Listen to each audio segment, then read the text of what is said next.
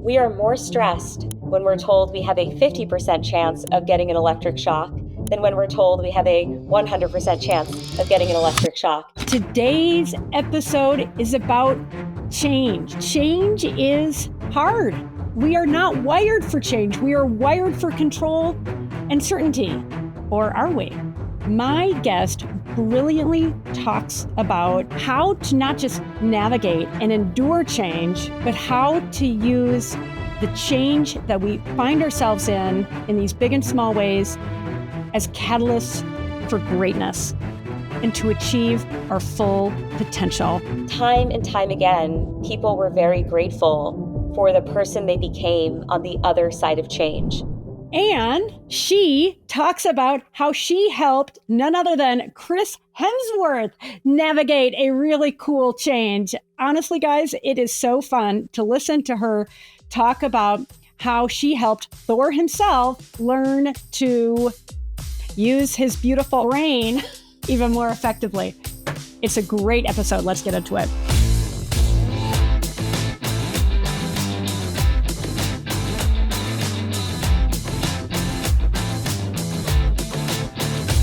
Maya Shankar is a cognitive scientist and the creator, executive producer, and host of the podcast, A Slight Change of Plans, which Apple awarded as the best show of the year 2021, and which received an Ambie Award from the Podcast Academy in 2022.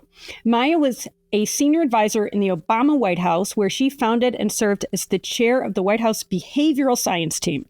She also served as a first behavioral science advisor to the UN under Ban Ki-moon, and is a core member of the Pete Buttigieg, did I pronounce it right? Buttigieg's debate preparation team in his 2020 presidential run. Maya has a postdoctoral fellowship in cognitive neuroscience from Stanford, a PhD in cognitive psychology from Oxford on a Rhodes Scholarship, and a BA from Yale.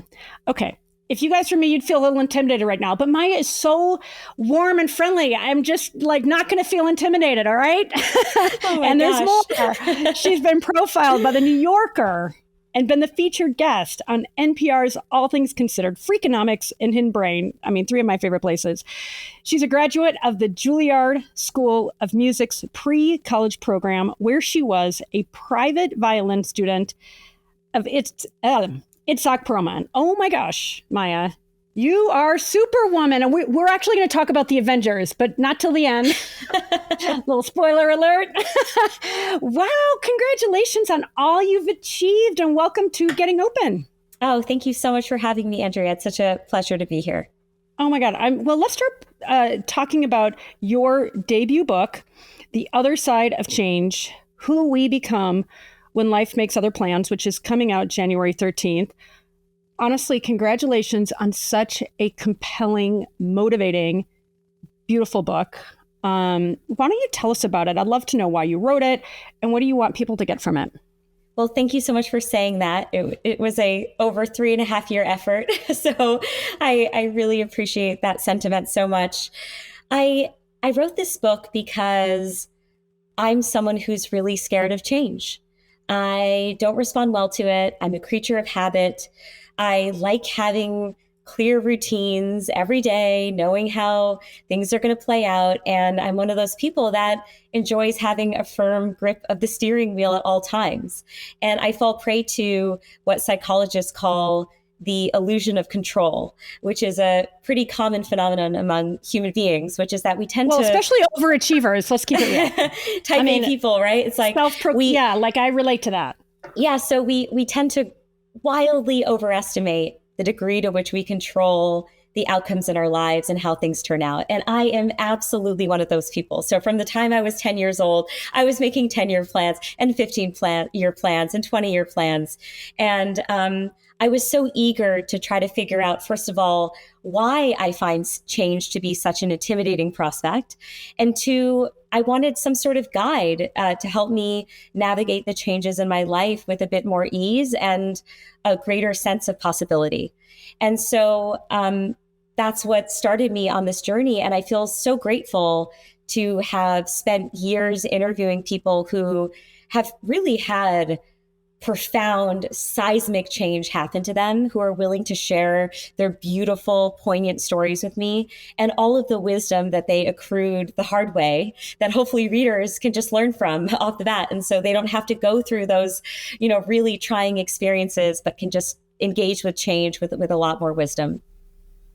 Yeah, honestly, and I'd love for you to talk about one or two of your seismic experiences. By the way, guys, Maya also has a riveting TED Talk that is so freaking good. So we'll put that on the show notes.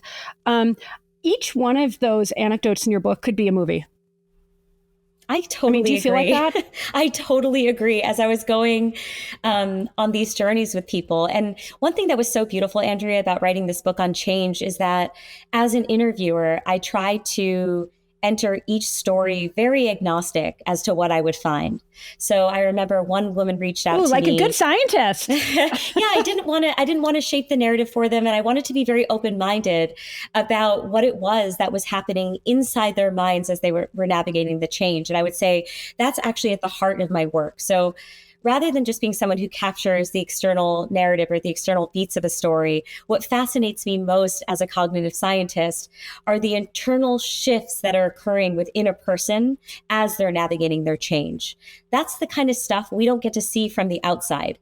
And that's the most compelling material when it comes to understanding how it is that you and I can manage change, right? And I think there were a couple of common themes that emerged over the course of listening to people's stories, and writing this book. The first is that one of the reasons why change is so scary is that it is filled with uncertainty. And our brains are not wired to tolerate certain uncertainty well. So there's this fascinating research study that shows we are more stressed when we're told we have a 50% chance of getting an electric shock than when we're told we have a 100% chance of getting an electric shock. And that's pretty wild, right? I mean, we would rather be certain that a bad thing's going to happen than to have to grapple with any ambiguity. But I really, really resonate with this finding because I, like so many people, want to know how the story is going to end, right? Give me all the shocks. I just want to know they're going to happen. And a huge part of the learnings from this book are learning how to better cope with uncertainty and how to find strategies and mechanisms for actually seeing change, not just as something to endure, but actually as an opportunity to reimagine who we can be, to unlock new components of who we are that weren't visible before, and to imagine new possibilities for ourselves. I ended up, even though I was interviewing people about their harrowing stories, like getting a debilitating stroke that left someone locked in, or a person whose panic attack leads them to wonder if they can even do their career anymore, or a person whose father dies by suicide. I mean, these are harrowing stories, but time and time again, people were very grateful for the person they became on the other side of change. And so there was so much hope and optimism in that message.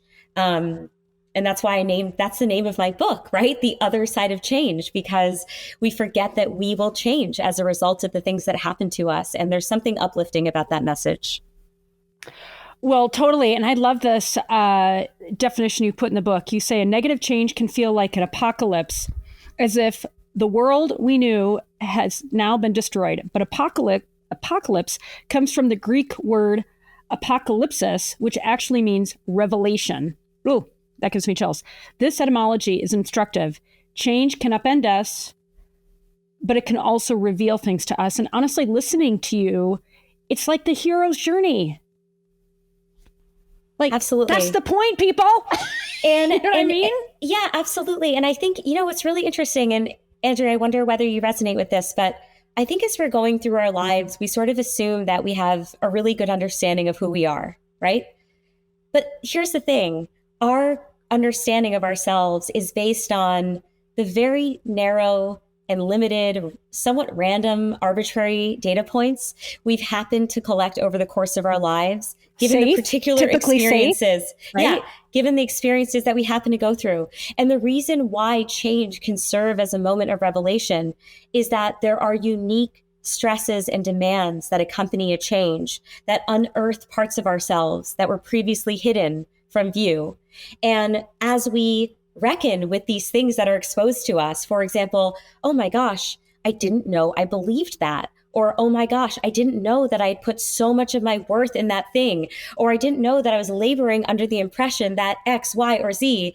Then you have the ability to reshape yourself and to, again, use change as an opportunity to reimagine who you can be. What if I thought differently? What if my capabilities were actually even greater than I previously thought? What if I adopted new perspectives, right? It's opening up a world of possibility because you're forced into this moment where everything is laid bare and you're having to confront the full depths of who you are. And I wanted to share one other insight from the research literature, which is there's this really interesting quirk in our psychology, which is we tend to believe that who we are in this moment is the finished product. So right now, I, Maya, am fully packaged, ready to go. I'm done changing as a person. Even though I will fully acknowledge to you that I've changed considerably in the past. So you show me pictures of college Maya and I cringe and I'm like, oh my God, how does she ever say those things? How does she ever dress like that? I almost feel like a totally different person. And this bias is called the end of history illusion. So it does speak to the fact that while we, again, totally agree that we've changed considerably in the past, we believe that our change journey is stopping today. And that who we are right now is that, end product. And there is a really interesting thing that happens when we believe that the person we are today is a finished product. It means that when we anticipate how we're going to respond to a change in our lives, we imagine our present day selves navigating that change. And we forget a very important component of the change experience, which is that when a big change happens to us, it also leads to lasting change within us. So we become different people on the other side of change. And there's hope in this message because we might feel very, very daunted at the outset of a change. How can I possibly go through this experience? How can I possibly grapple with the loss of a person or the loss of a job or the changing environment that I'm living in? So we become different people on the other side of change. And we end up on the other side with new values, new capabilities, new perspectives, new beliefs about the world. And I find this message very uplifting because when I faced certain changes in my life, I felt completely daunted by them. Like there's no chance in hell I will be able to get to the other side intact. But I forget that I'm a dynamic, changing entity too.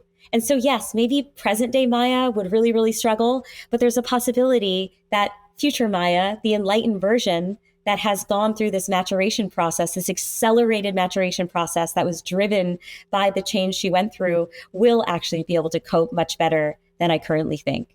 And so I would encourage everyone listening to remember that we are all a work in progress, and you will be so surprised and almost astonished sometimes by the growth you can endure as a result of the hardest moments of your life. Well, and amen to that. And the stories there's one in particular I want to come back to. I have an observation. Well, I have like 700 questions, but two immediate ones from what you were just saying. One of my favorite quotes in the world is, everybody wants to transform, nobody wants to change. Okay, I'm going to say it again. Everybody wants to transform, nobody wants to change. I've never heard that, and I love it. It's good, right? I'd like to take credit for it, but I heard it years ago, and I apply it in my own life. It's like, oh, so the question I wanted to ask you, what keeps bubbling up when I was reading your book and talking to you, really, it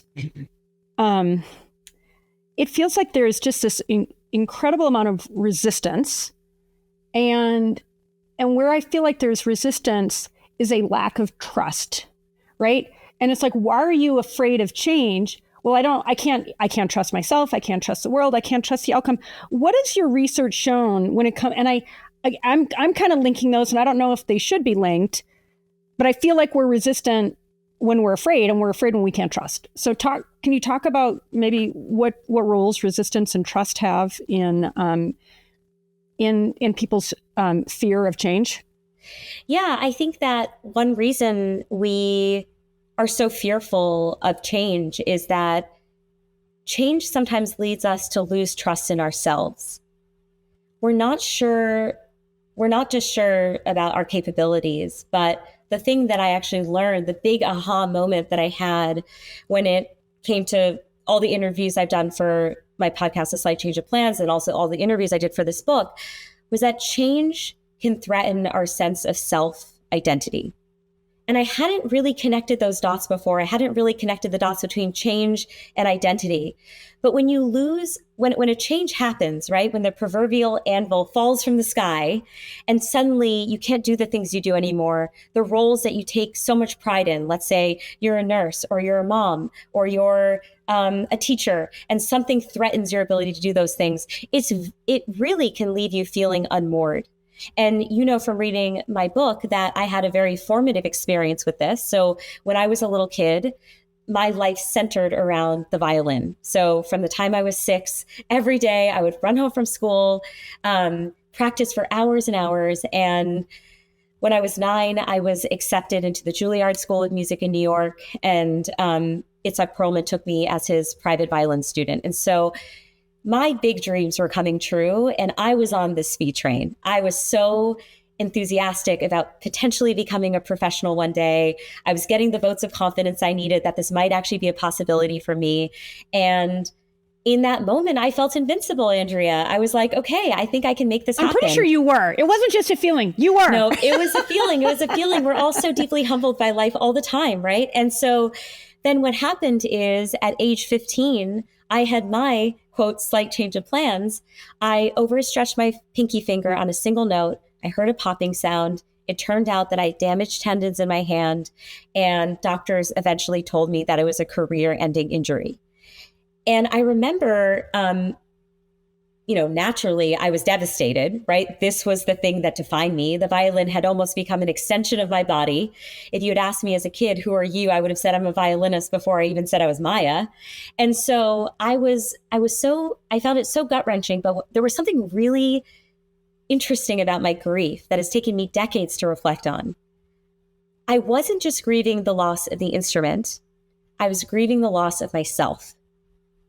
And I think sometimes in life, we don't appreciate how much something has come to define us until we lose it. And that's exactly the experience that I had with the violin. It turns out it's actually quite tenuous to place all of our value in the things that we do, because life can easily take that thing away. And so then the question becomes, okay, well, then what, Maya? Are we supposed to be passionless? Are we supposed to not have, identity anchors in the world? And of course, the answer is, of course, we want identities. Identities serve lots of purposes, right? If I identify as a musician, it brings me a natural sense of community, solidarity with my fellow musicians. It gives me a sense of meaning and purpose every day when I wake up. So I'm not saying do away with identity. But one lesson that I've learned in just the last few years is there's a more robust, expansive way of defining ourselves that can help us overcome that trust barrier. And I love your question about trust that we feel sometimes, and that ends up generating some trepidation around change. And the answer is to define yourself not simply by what you do, but by why you do it. So let me apply that in the context of the violin, right? When I asked myself, what was it that I really loved about the violin, right? What was at the essence? What was the core of my passion? Like what was that essential stuff that made me love it? I realized that there were at least 2 things. The first is that I loved how music gave me a vehicle for emotionally connecting with other people. Human connection is my MO. Okay. I love being in conversation with you. I love connecting with human beings, and music had given me a vehicle to do that. The other thing that I loved about the violin was I love seeing progress within myself. I love improving at stuff. And so the violin gave me a means by which I could witness progress. I could see myself getting better. And so those are my whys, right? Human connection, getting better at stuff. That's the stuff that drove me towards the violin. And here's the thing, just because I lost the ability to play the violin didn't mean that I lost what made me love it in the first place. And so the exercise then becomes, what other outlets can I find through which I can express these parts of myself? How else can I find human connection in my life if it's not through the violin? Well, turns out I found it through my role as an interviewer, as a podcaster, as a writer. How can I tap into that desire to improve at stuff. Well, I'm a cognitive scientist. I'm always growing. And so I would encourage everyone who's listening to this to ask themselves, what is their why? What is the thing that lights them up, that makes them tick when it comes to the things that they do in their lives? And anchor your identity to that, because that way, when life throws you a curveball and you feel totally disoriented, which is a natural response, you still have something really sturdy to anchor yourself to. Oh, my why is still there. Yes, I can no longer be a teacher. But guess what? The thing that really drove me towards teaching was nurturing. Oh, there's other ways that I can nurture people. Oh, I can no longer be a gardener. Actually, the thing I loved most about, because I have arthritis in my hands, right? I'm just making something up. Oh, well, the thing I loved most about gardening is I loved seeing growth, right? I loved seeing the before and after. Oh, maybe I can actually volunteer at my local school and help teach kids how to grow, right? So it gives you a softer landing and a more stable, robust sense of self that can make you more resilient in the face of change, help you embrace change. And then critically, it can serve as a compass for you. As you're trying to figure out next steps, you now have a guiding light. And I find that to be a comforting thing for us type A people who want to feel that there's some certainty and stability in these intense moments of change.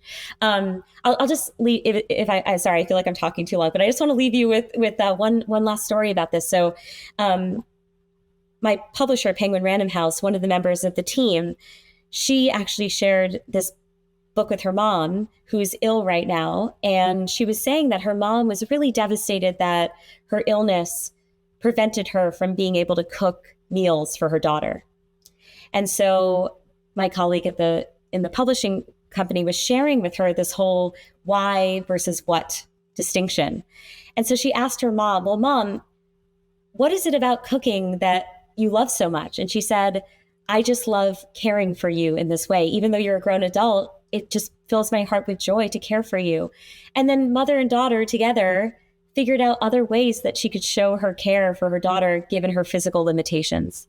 And I thought that was so beautiful. It was a wonderful expression of this insight from my book, working its way into the real world. And that example just really touched my heart.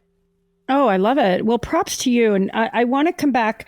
The word that keeps bubbling up, and I'm going to come back to it in a sec, is surrender. So I want to come back to that because I feel like that's been a major theme. And again, type overachieving Aries, type AAA overachieving Aries, however you say it. So surrender has not come easily, but it is like one of the greatest unlocks, right? But I want to make a couple quick observations. So I worked at a company called Enron. Ding, ding, ding. For anybody who remembers that company, I always say I was on the international team where we had real assets and none of us went to jail. And I mean, I'm not joking, but joking. You know, it's like, oh, people are like, what? But I remember, and my identity was so wrapped up. I love living there. I actually lived in India for 3 years. I loved it. I mean, so when we got married, half of our guests were our friends from Enron. Like my work has always been really important to me. And that, talk about an identity anchor. I remember flying to New York. I left Enron to go to Columbia Business School.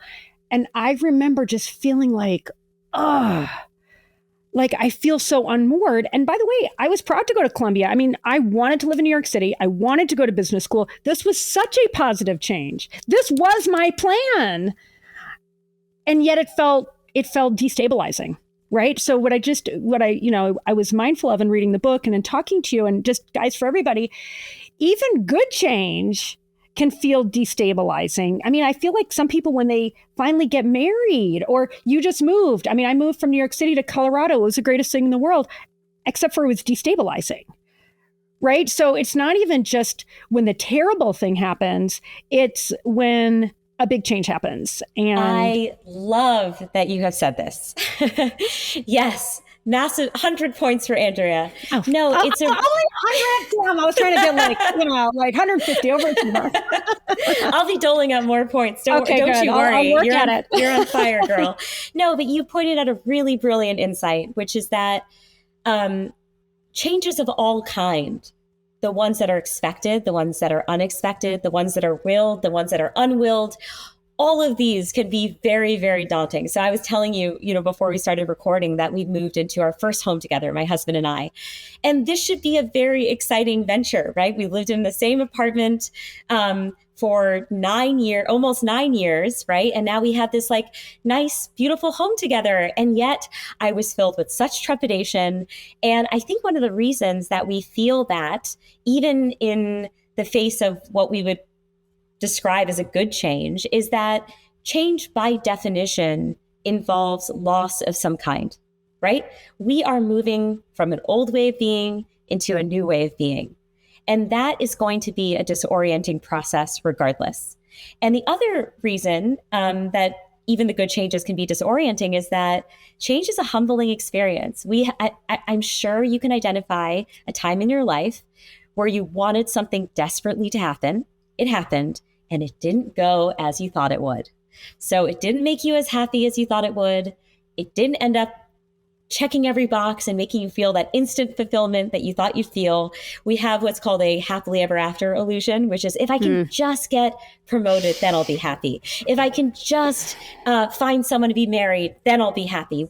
We're always postponing our happiness for some future point and are attaching it to some outcome that is uncertain. And that's putting us in a very dangerous, precarious place. And we almost never feel that gratitude later. And so one thing I've also learned from all the interviews that I've conducted over the years is that people have regularly been humbled by their changes. They've been surprised that the worst changes in their lives turned out to have these really unexpected silver linings. And they've been surprised that the things that they thought were going to be the cure-all for all of their, maladies were actually much more complicated, and that the change didn't happen in a vacuum. And guess what? That promotion they were longing for, it came with a new set of colleagues. Some of them they didn't really like that much. It came with a new set of expectations that made them feel super stressed. It doesn't happen in a vacuum where we are just the same person in the same environment. It's just Maya plus promotion. It's Maya plus promotion plus all of the other ecosystem effects of having had that promotion. So we tend to mispredict how we're going to feel about all sorts of changes, good and bad. Well, I love that, Maya. And you and I were chatting about Dr. James Doty, that famous scientist, neuroscientist and neurosurgeon from Stanford, the best-selling author of the book Into the Magic Shop, who recently passed away. And in his beautiful book, he talks about how he manifested vast wealth. He manifested vast success. He manifested more Porsches than I can count. I mean, just prestige and you name it. And he talks so beautifully. I mean, it's a great book. I'd recommend to anybody, how it was never enough and how essentially it brought him to his knees. And ultimately what it genuinely forced him to figure out is it's not what's on the outside. So, it's really that self-compassion, which you talk about in the book. So in your book, I want to come back to that.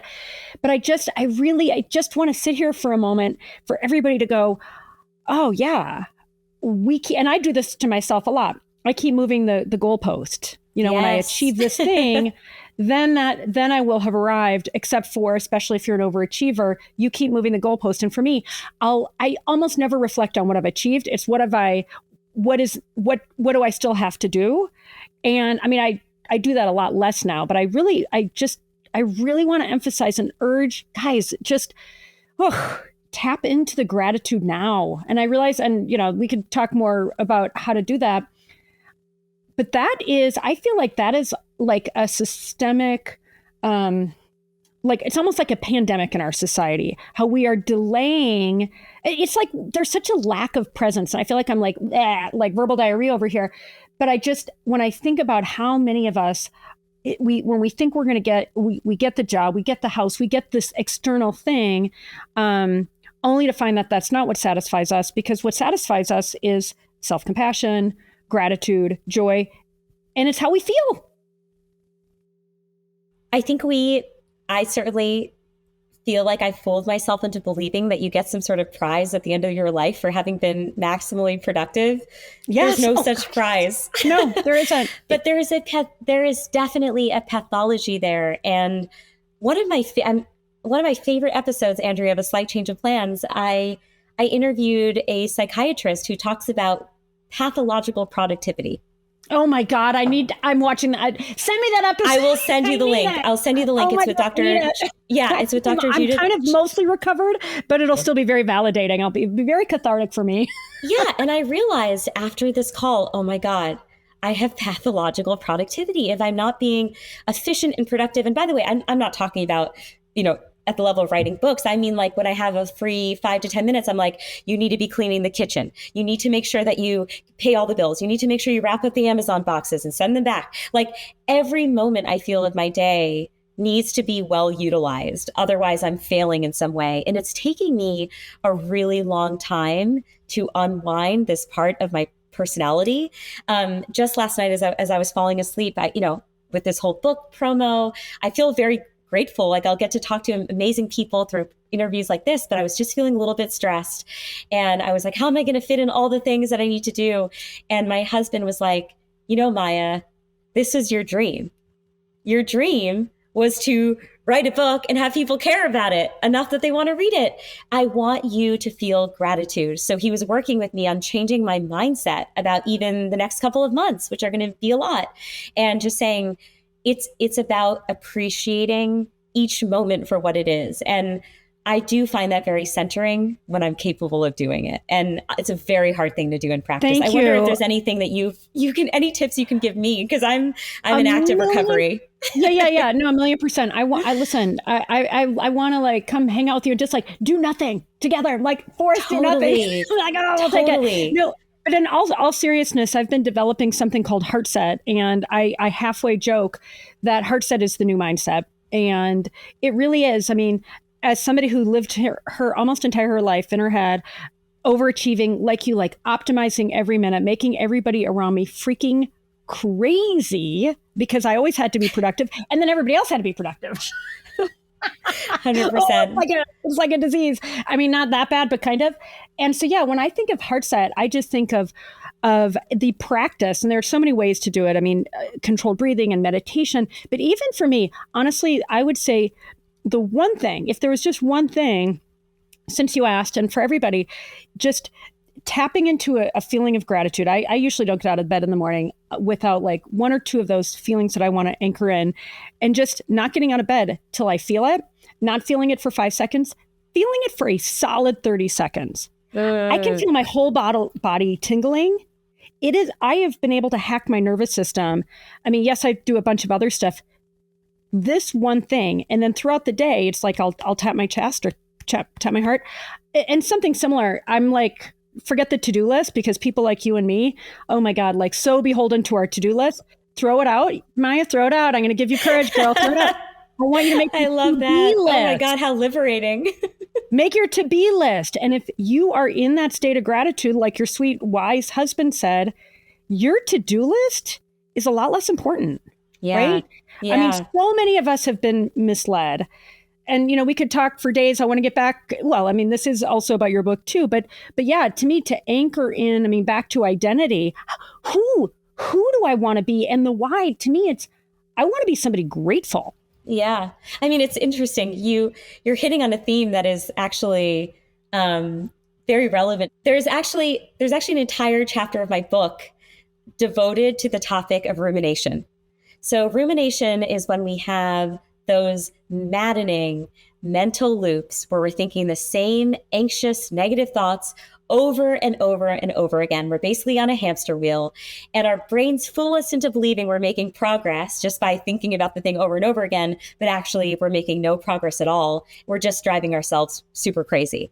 And this is so related to what you're talking about and the need to be in the present, because rumination is what keeps us in our minds rather than in the moment.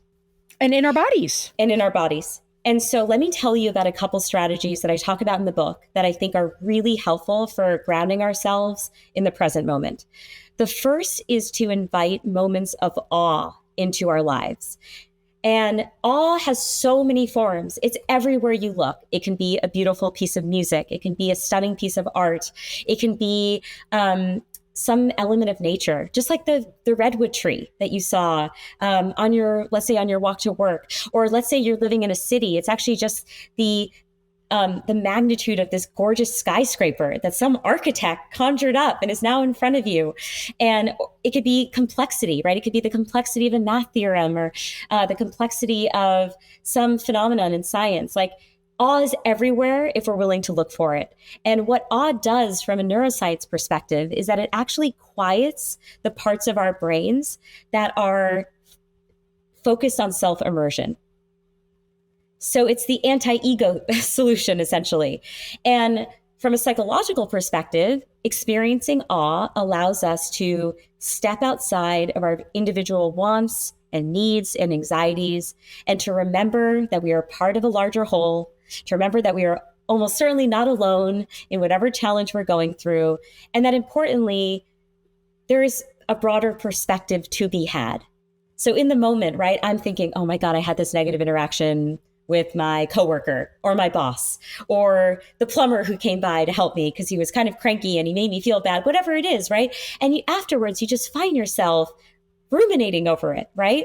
And when you invite awe in, it gives you that perspective, that what we call psychological distance that you need between you and the problem you're facing. Now, my favorite form of awe, which I think is underappreciated, is called moral beauty. This is the kind of awe that you find in other human beings. When someone's upstanding way of being inspires you to think differently about what humans are capable of. So there's a phenomenon known as moral elevation. That is that warm, fuzzy feeling we feel in our chests often when we witness someone's self-sacrifice or courage or resilience or humility or honesty. Any number of traits can fill us with that feeling of moral elevation. And moral elevation doesn't just feel good, it actually changes our brains. So when we witness someone acting in a way that challenges our understanding of the world, it cracks open our own imagination about what might be possible for us. And it gives us the ability to see problems and ourselves from new perspectives and new vantage points, and with a greater sense of optimism. And that moral beauty encounter is available to each and every one of us. You could have it at the coffee shop with a stranger in line. You can witness it when you're walking by a playground and you see a young child help their friend who's being bullied. You can witness it when you watch a caregiver's devotion to their spouse as they're battling an illness. I mean, it's just everywhere, but it requires an attentive observer. And I found that I've just found that moral beauty and looking for it has completely enriched my life. Well, I love all that. And I've taken a bunch of notes. I mean, just the awe being like this antidote to the ego, anti-ego. I love that so much. But I want to talk about it on my list of questions for you. So you just totally dovetailed into it. So thank you for that regarding moral beauty and moral elevation. Can we talk about Dwayne Betts? Oh my gosh, yes. Oh my gosh. I'll take just literally like 20 seconds and tell me if I get any of this wrong or if I don't describe it properly. Guys, this was a 16-year-old kid, 16-year-old who was doing all these great things. He was a great math student. You know, he was bused to he was in a, you know, kind of lived magnet in a difficult school. Place. And, you know, bused to a magnet school, like great kid, great student, just made a stupid ass mistake and joined some other kids. They carjacked somebody's car. You know, they held him up at gunpoint. It was stupid. Nobody's going to say it was he was using good judgment, but it was stupid. He was 16. He had all these other good things. Anyway, the justice system put him in a prison with adults. So he didn't go to so-called juvie. He, as a 16-year-old kid, he was put in a full, I don't even know what you call it, a prison with adults. Adult prison, yeah. Adult prison, that's what we call it. And the story that you write about, Maya, it gutted me and it just gave me so much hope for the world. And I don't necessarily want to give it away, but I will, because it's just, guys, just if for no other reason, get the book, get Maya's beautiful book just to read the story and share it, because it will give you so much freaking hope for people and for the world. You're going to make me cry. Dwayne's story and Dwayne as a person, first of all, he's one of my favorite people. I'm honored to call him a friend after this journey we've been on together for years. having him tell his story in a way that I had never heard it before. So one thing I'm so proud of across the board in this book, and this harkens back to an earlier part of our conversation, I'm interested in what's happening in people's minds. And I'd never heard this version of Dwayne's story that involved moral elevation until I dug deep and then deeper and then deeper. So you captured his story perfectly. Andrea, I'm so touched, by the way, by what an attentive reader you are. I hope that all readers engage in the way that you do. Thank you. It's really such a treat as an author for people to consume your work in the diligent way that you have. So I really, really appreciate that. Dwayne was sentenced to 9 years in adult prison. And one thing Dwayne says is that when he entered this adult prison and was, of course, consumed by profound anxiety, he was so fearful of who he might become within those walls. So like you said, he had had such a bright future. He was aiming to go to Georgia Tech. He was class treasurer. He was such a wonderful son to his mother. And yet every dream of his vanished in that moment. Every future self he had envisioned disappeared from sight the moment he was delivered that 9-year sentence. And Dwayne believed, based on societal expectations, stereotypes, his past experiences, that he was destined to become a certain kind of person by virtue of being a prisoner. And then, fortuitously, he has an experience of moral elevation. So about a year or so into his sentence, he runs into a guy named Bilal. And Bilal is unlike so many of Dwayne's fellow inmates. Bilal carries himself in a certain way. Dwayne describes him as almost presenting himself like a man in uniform.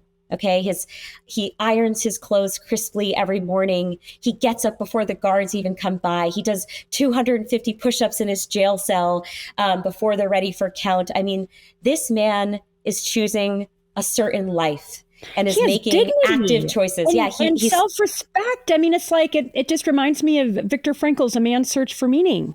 And we can come back to that. Yeah, your circumstances can be really harsh, but I love that Bilal said, F it, I'm going to control what I can control. Anyway, sorry, go ahead. This is what prisoner means to me, is what he was saying. Exactly. And what was so beautiful about Bilal's example is that, you know, Dwayne had been led to believe that in order to survive prison, you had to be ruthlessly self-interested and never get close to people and never even try to help people, because if you build relationships, maybe they'll stab you in the back, you know, and so he was so fearful. But Bilal always made it a point to care for the younger prisoners. So Dwayne would see him teaching boxing to the younger boys out in the prison yard to help them protect themselves from violence in prison. And it was just a beautiful example of self-sacrifice. And so Bilal takes on this mentorship role for Dwayne. But what matters most is that, and I love this quote from Dwayne in the book, he says, Bilal showed me what it meant to be lovely. And hearing that just cracked open my heart. And Dwayne says, through Bilal's example, he realized maybe he wasn't destined to be a certain kind of person just because he was a prisoner. Maybe there were other futures available to him. And with that more empowered mindset in tow, when he later encounters a book of poetry that includes a poem written by a Black author who had previously been in prison, who speaks about the experience of a young Black incarcerated boy in prison and the vulnerabilities of that experience, Dwayne, for the first time, realizes, oh my gosh, maybe I could be a poet too. And he credits Bilal for seeding that idea, because before then, it wasn't even in the realm of possibility that Dwayne could be anything in prison beyond simply the basic features of being a prisoner. And prisoner. Yeah. And so he starts writing poems every single day. And sorry to give it away, but the story is so beautiful. Oh no, it's so give it beautiful away. That, so good. that people will enjoy Dwayne's amazing details of Dwayne's story. But fast forward, today Dwayne is a MacArthur Prize winning poet. He is a Yale Law School graduate. President Obama assigned him to a task force on remedying the criminal justice system. And he writes the most beautiful poetry that gives voice to those we don't hear from about their time in prison. And in essence, he's doing what that poet did for that young boy in that book, and then what Bilal did for the younger boys in prison. So Bilal gave them a physical way of protecting themselves. Dwayne, on behalf of all the prisoners whose voices aren't heard, is speaking on their behalf. and protecting them and protecting their stories. And I just so what I didn't realize when I was first encountering Dwayne's story is that I just assumed one day he picked up a book of poetry and he was just really moved by that awe-inspiring experience. But it turned out that the awe-inspiring experience predated the exposure to the poetry, and he needed a certain mindset in order to even be open to the prospect of becoming a poet in the first place. And again, I was so moved by that example. It led me to reflect on the moments of moral elevation I've experienced in my own life and how transformative those moments have been. And, people who are listening, you can tap into moral elevation by reading people's stories or mining your past for examples of times where you have experienced that elevation as a means of inspiring you in the moment. Yeah, I love that so much, Maya. And I just to add just a little pinch more color. I mean, this young man was in solitary confinement, and he had to, for a long time, for something which seemed kind of trivial. And so to even get a book, like solitary confinement, guys, like he didn't have anything, and so he just, even his ability to get a book, and ended up in the book of poetry. And then I just love how you write about how he would read his poems out loud, and then he was getting the other prisoners to write poems. And I just think about the seed of this man, from a young man to a man, and what the difference. It's cliche to say, but it's not cliche. I mean, the difference one person can make when you decide, and a lot of times he didn't make the decision overnight. This was like, it reminds me, because I'm a gardener, of like this, you plant the seed and the slow, what can feel like a really slow blossoming. And I'm going to stop the analogy there, but just this, it wasn't, he just decided from his ego, like, I'm just going to go and like shake things up. He went from like desperation, from what I can tell, totally. Despair, to, being motivated by this other person who just, he resisted, right? You talk about how he resisted it. And I say this, and I'm glad we're lingering on it as long as we are, because when I think about the opportunity each of us has to notice that moral elevation, and we are, as social creatures, what we notice in others, both positively and negatively, is contagious. I mean, let's talk about the first person that broke the 4-minute mile like 100 years ago. They said it couldn't be done. Within weeks after the first person broke the 4-minute mile, snap, a ton of people were like, oh, I can do that. Right. So when I think about, moral beauty, moral elevation, the moral imperative, and I say this sincerely, I feel like there is a moral imperative for all of us to raise our standards, because it's not just for us. I mean, when I think about what Dwayne achieved in his own life and the ripple effect, how he's impacted so many people, that's the story of one person, right? And it's like, oh my gosh, in the face of adversity, that is like the most sacred, holy choice. And I know I talked about Viktor Frankl's Man's Search for Meaning. If anybody hasn't read it, please do. Viktor Frankl was in the Holocaust. He lost his parents. He lost everybody around him.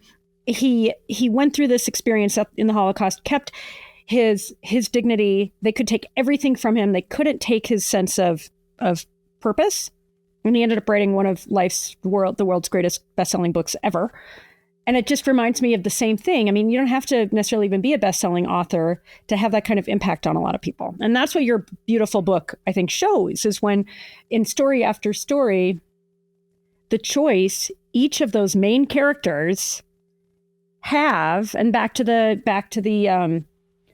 hero's journey, they're all freaking heroes. Yeah. They all chose to be heroes. And, I made a really deliberate choice to, even though I'm a cognitive scientist, to make this a narrative first book, because I have seen firsthand the power of storytelling and how you can only really learn deep psychological, neuroscience, whatever the insight is, philosophical lessons when they are couched in stories that you find resonance in.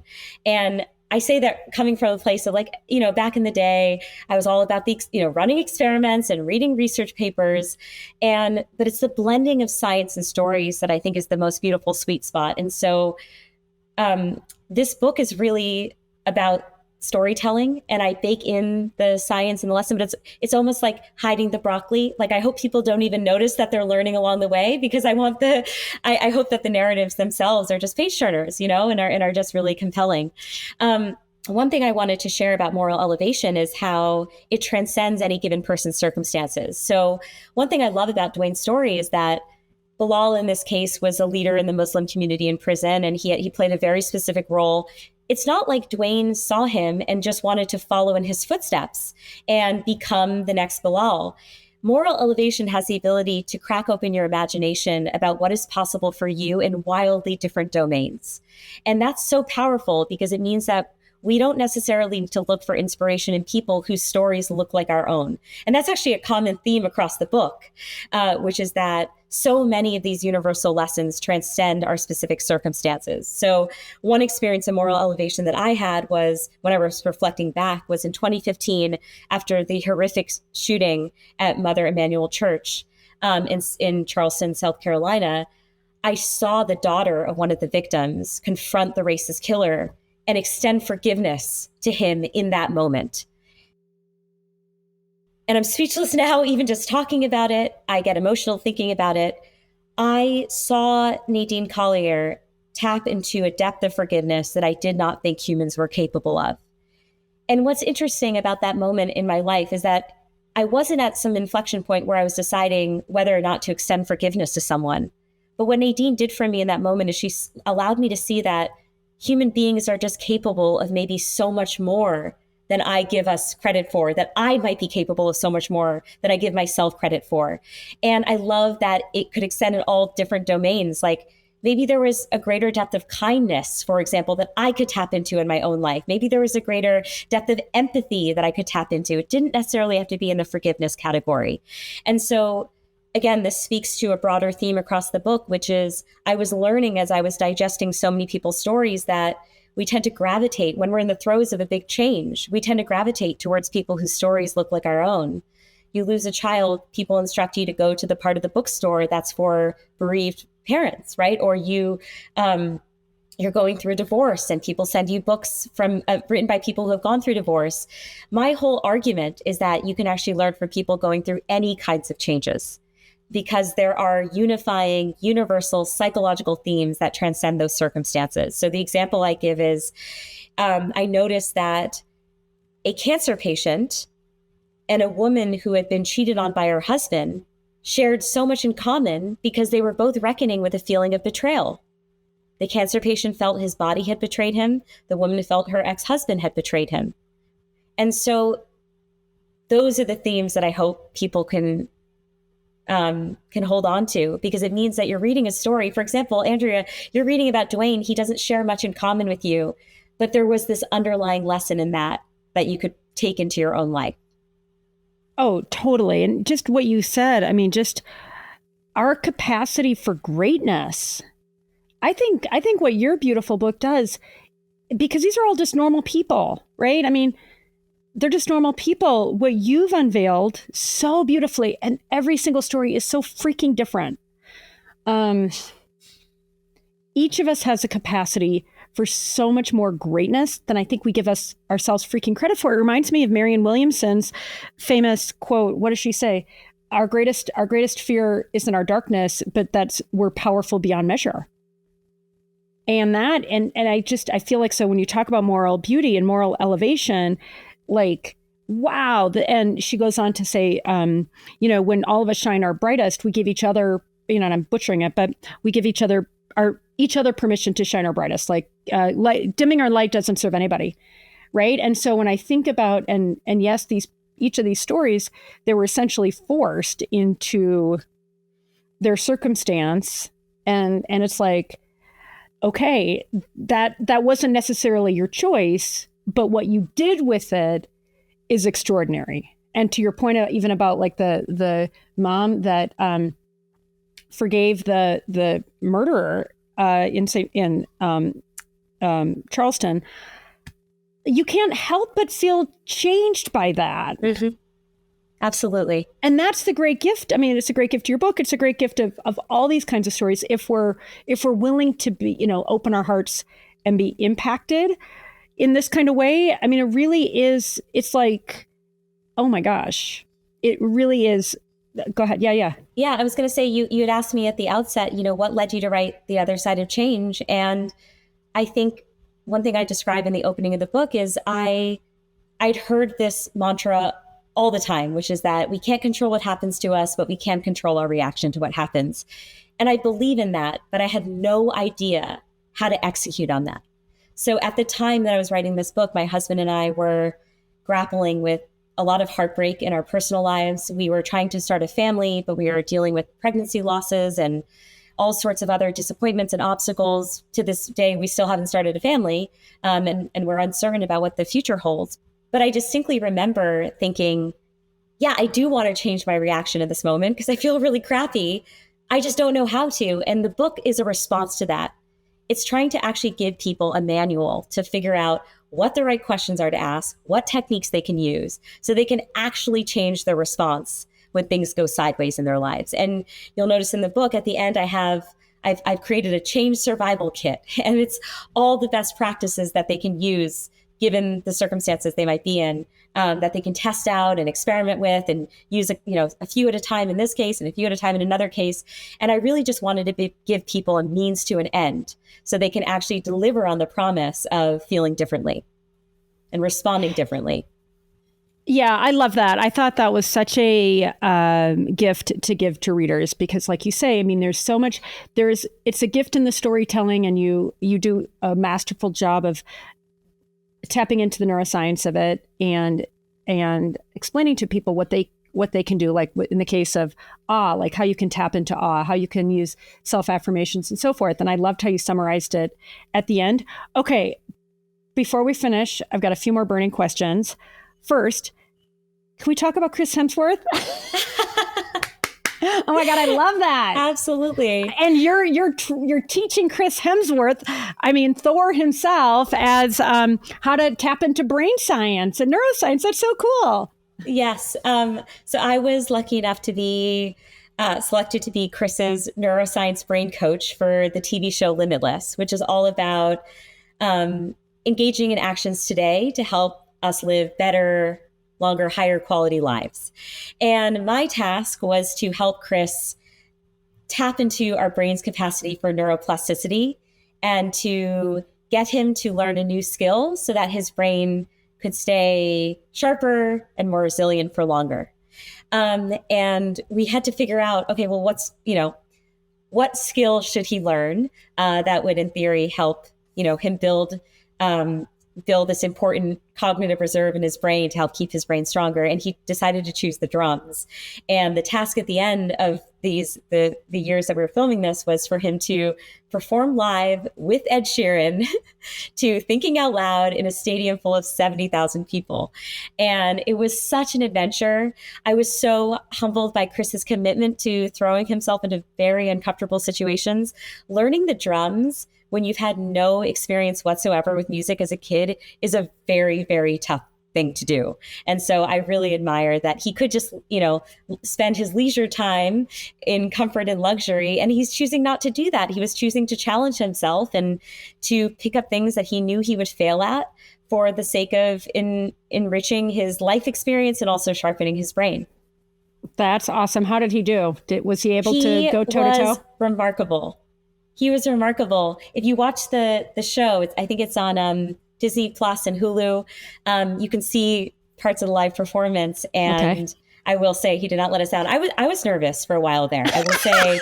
Okay, Chris, she didn't tell you that before, but she's admitting it now. So Chris's drum teacher says, Chris is good at so many things. I think we just found the thing he's not naturally good at. Oh, Thor, we're going to see. Hopefully, the next Avengers movie, we'll see Thor drumming. That would be cool. He has been given so many genetic gifts, and so I think it's okay for him to not be musically talented. Like he can just fight that one. That's cool. Yeah, I mean, I ran across that. I thought, how fun. And to your point, like this is somebody who, doesn't have to extend himself and certainly wouldn't have to put himself in that form of discomfort. And props to you, dude. That's really cool. Yeah, it was Okay. wonderful because it inspired me to start taking steps now to try and learn new skills and continue to challenge myself and actively work at things where I know I will fail, however uncomfortable, because it's a wonderful way of future proofing our brain from age related decline and other neurodegenerative diseases. Well, what's interesting to me, and I didn't think about it. Well, I guess I don't think I really knew that he was doing drums, that he asked that from you, such an accomplished musician. I wonder how coincidental that was. Yeah, I did kind of steer him towards choosing a musical instrument. Okay. I won't lie. Nice. You called me out on it, Andrea, and it's true. I was like, well, first of all, playing an instrument is a full workout for the brain. So it activates nearly every brain region all at once, like motor cortex, auditory cortex, visual cortex. And then with the drums, you got the corpus callosum, and both left and right hemispheres are having to interact. So yeah, it's a full brain workout. You're getting a lot of brain bang for your buck. Well, what's nice too for a lot of us who aren't musical, I love listening to music. I took a handful of piano lessons when I was little, but I don't want to say on my bucket list because I'm not that old. I'm living a long time, but like I want to be musical, and it's motivating. It's like, okay, just do it. Like, yeah, just do it. Totally. That's you so can start cool. at any time, any age. Yeah, no. Well, and honestly, what you were saying, I just want to make an observation. What you were talking about before about what's possible, and I can't remember exactly what the phrasing you were using or what the hook was, but I mean, we've all seen the Instagram posts where it's like, and Grandma Moses started painting at 90. You know what I mean? And it just reminds me of like, okay, and yes, sometimes it's forced change. I also think of people that say, hey, I always wanted to do this thing. It doesn't matter. I'm not too old. Guys, you're not too old. Like, no matter what, you are not too old, right? And that, to me, it gets back to identity. If you identify with being too old, it being too hard, okay, then yeah, you're right. I feel like if you identify with, I'm excited, I'm willing to try it, I'm willing to fail, it's not too late, I'm not too old. All right, there you go. You've just written the script for yourself. Yeah. My 78-year-old dad called me after watching the episode of Limitless and said, all right, I'm convinced now. I'm going to actually commit to the gym. Us 4 kids, so I had 3 siblings. We've been badgering him for years. Good job, you got to stay active. You got to stay active. And it was watching Chris and seeing the brain science that really he found so compelling. And I was like, okay, dude, I've been trying to convince you for years, but if you needed Thor to be the messenger, fine. Chris, we extra love whatever you. it takes. Yeah. Oh, by the way, I should also just say, Chris Mm-hmm. is the ultimate sweetie pie. Like, you just never know what A-list celebrities are going to be like. And I feel like he restored my faith in celebrity humanity by being just the kindest, most decent, most down-to-earth person. He was so supportive on set. I've never acted. It's nonfiction, obviously, it's a documentary, but I've never had cameras in my face. This was all new. And he was so encouraging and giving little taps on the shoulder, like, hey, you're doing a great job. So I just felt like he was, and then at the premiere in London, I got to meet his whole family, and his whole family came, and I was so blown away. Like, the Hemsworth parents, they did something right, because all of those folks are just such kind, decent human beings. Oh my God. I love that. Good job, Mom and Papa Hemsworth and Chris. And yeah, for your celebrity, celebrity icons to live up in real life to what you hoped is really cool. And yeah, props to you for helping him get to a point where he had enough competency in playing drums in front of 70,000 people. Okay, Chris, Thor, we love you. Okay, let's talk next about Malala. I saw you just interviewed her, and I was thinking when I was reading your book, I'm like, oh, I wonder about Malala. And then there she was. What are the 1 or 2 takeaways that you wish everybody knew? And by the way, some people know her story, not everybody does. So if it's even like, hey, no, everybody's heard that, maybe they haven't. So what are the things that you think about having Malala on A Slight Change of Plans was a total pinch me moment. When I started the show back in 2021, I did not think that life would ever lead me here. So that was thrilling. I think one lesson I learned from interviewing her is that sometimes we can reduce our heroes into one-dimensional people. So when I read her story is remarkable. Long story short, she was a outspoken activist for girls' education as a young child. And when she was 15, she boarded a school bus a member of the Taliban, got on the bus, asked, who is Malala? She was in Afghanistan, right? She was in Pakistan. Pakistan, okay. Pakistan, yeah. And shot her in the head. And she had to be flown to England, years of physical and mental recovery, et cetera, et cetera. And what's so interesting in reading her book and having interviewed her is that, you know, she's a Nobel Peace Prize winner. So naturally, my brain is like, okay, Malala and I are two different types of humans. Malala's up here and Maya's down here. There's not going to be much we can relate on. She's like so above the fray. She's not going to be concerned with the sorts of things that I would have been concerned by. And then there she is in the chair telling me that as she was healing from this traumatic episode, she was so worried about her appearance. She was so worried that she was going to be considered ugly and that she was unlovable. And it was so easy for me in my brain to think, well, a Nobel Peace Prize laureate is not going to worry about something as superficial and seemingly silly as what you look like. Of course, I would worry about that, but I'm Maya. I'm like not on the pedestal that she's on. And it was just so affirming and also very humbling to really get to know her as a person and to remember she was a child when this happened. She was in the prime of her adolescence. Of course, she was grappling with all the things that we humans grapple with.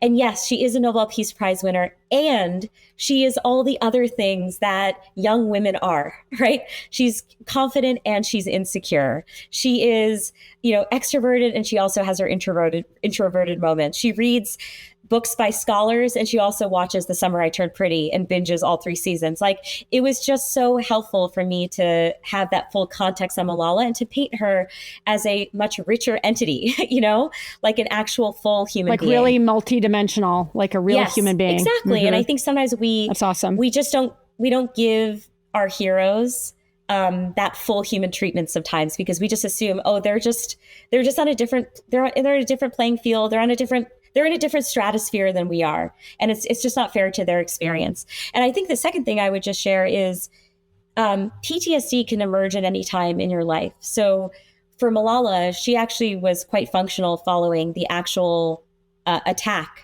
for years and years. And then it was only during her time at Oxford as an undergrad, she actually just got high. She was like smoking weed when this happened. What? But Wait, she was brought back.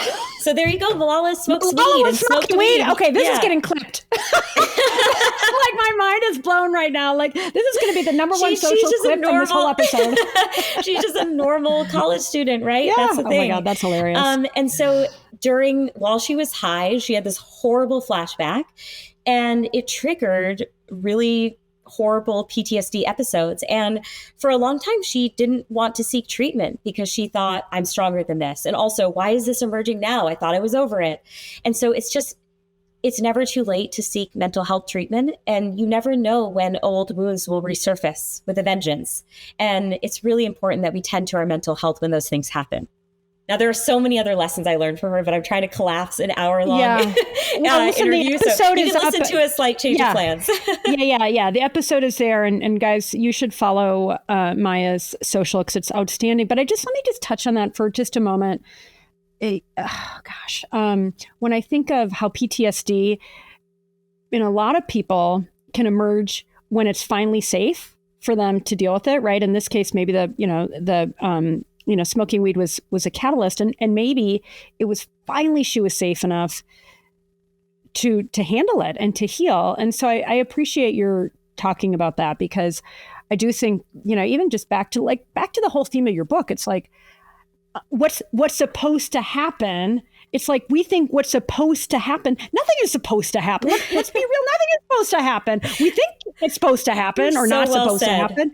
But it's like, that's back to our discomfort with change. It's like, it's not supposed to happen. Well, like, who says who?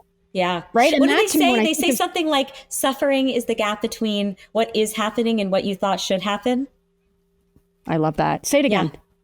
Yeah. It's like, I think it's ancient wisdom, but it's like suffering exists in that gap between how things are actually playing out and how we thought they ought to play out, how they should play out. One of my friends says, let's not should on each other. Which I think is so great. Like, that's awesome. Yeah, no, but I love that, because it's like, if you can anchor that in what should be happening versus what's actually happening. And by the way, for anybody who really wants to go deep on this, Byron Katie is the queen of what should be happening versus what is actually happening. Her steps for doing the work, like game changing. But yeah, like there are no shoulds. If you really want to be free, free yourself from shoulds. If you don't want to be free, yeah, stay attached to shoulds. See what happens. Exactly. Good luck. See how much you suffer. Yeah. Okay. Well. So you're going to love this.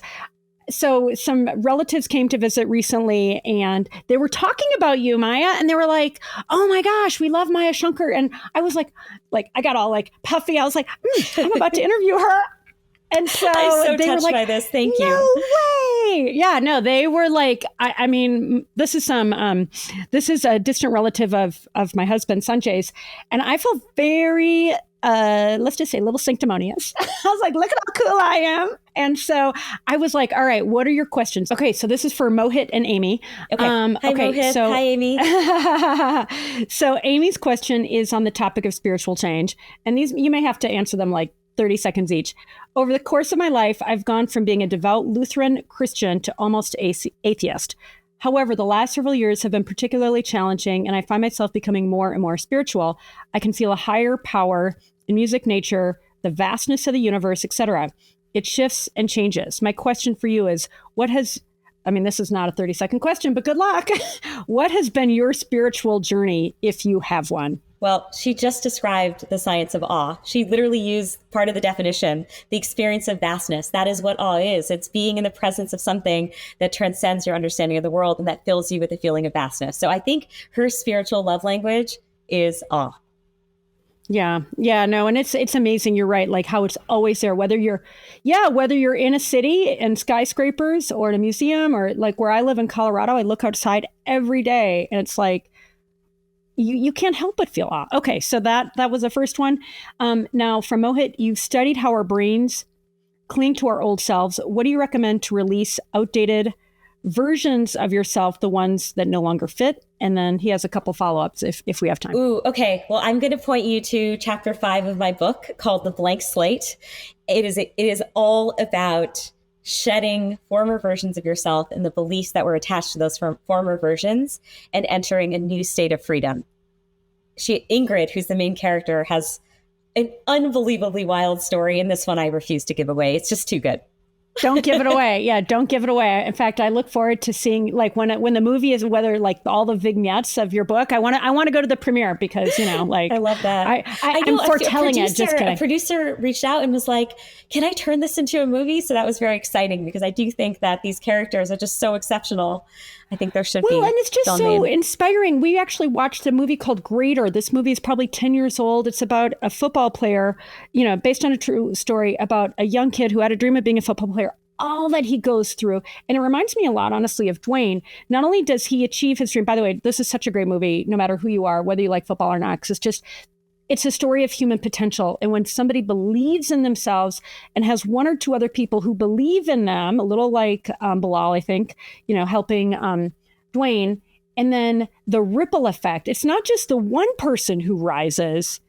To see how this character in this movie, how he literally changed the game. I mean, like no pun intended, just like Dwayne did. Oh my gosh, Maya. I can't wait. I'm going to come and visit you and we are going to do nothing. And we are going to just stew in discomfort until we just decide we're going to marinate in this like lack of productivity and savor it. I love it. It's so much. Great to meet you. I had such a lovely time. This book. was so energizing. Thank you again for so thoughtfully reading the book and for Dwayne being your favorite chapter. It's my favorite chapter. And for choosing the right quote. Like it was just, this was such a pleasure. So thank you so much. Well, I look forward to meeting you in person one day and having you again on Getting Open. Good luck. Okay, and awesome. Thanks, thank you Andrea. Again. Oh my gosh. I hope you loved listening to this episode or watching it as much as I loved recording it. Quick before we wrap up, if you're not subscribing to the show or following us on Spotify, iHeart, iTunes, YouTube, wherever you get podcasts, please do. It's a huge help. And I don't want you to miss an episode. I'm bringing them all to you with my full heart, along with my team. And honestly, there are so many actionable takeaways on each and every episode. I hope you feel it. I hope you're loving the show. If you are, or if you're not, I want to know. You're always welcome to write to me at gettingopen@yourtango.com. I also am so appreciative of your feedback in the comments and your thoughts on each episode. And finally, if you rate or like, thumbs up or thumbs down, all of that helps us improve the show and helps us reach even more people with it. So thanks for your support, and I'll look forward to seeing you on the next episode of Getting Open.